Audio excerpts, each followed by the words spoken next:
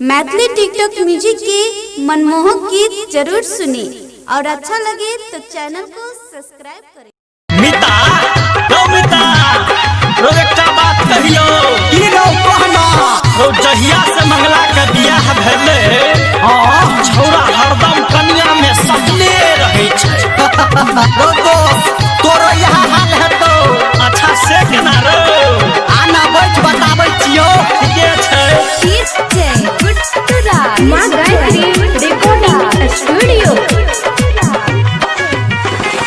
कोही गेले बात एगो संत आय है संत रे सुन संत रे कोही गेले बात एगो संत आय है संत एगो संत बहु बिना केकरो नहीं पंत रे बहु बिना केकरो नहीं पंत बहु बिना केकरो नहीं पंत रात के समान रोज कंत आहा कंत रे सुन कंत बहु बिना केकरो नहीं पंत रे बहु बिना केकरो नहीं पंत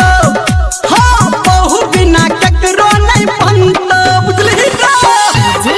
गुड्डू राज बहु बिना मधुबनी बहु बिना केकरो नहीं पंत।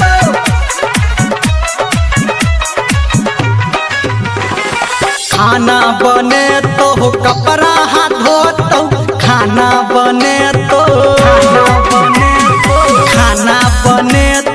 कपड़ा हाथ धोतो खाना बने तो कपड़ा हाथ धोतो पलंग पे अपना जाजिम बिछेतो पलंग पे तोरा ले जाजिम बिछेतो नहिरा से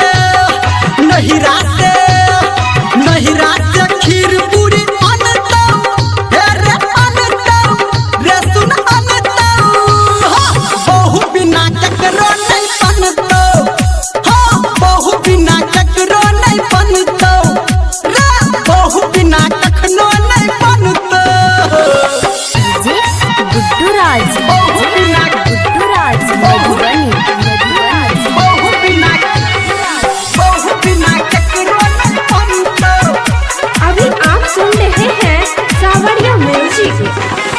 पाउडर लगे तो लिपस्टिक लगे तो पाउडर लगे तो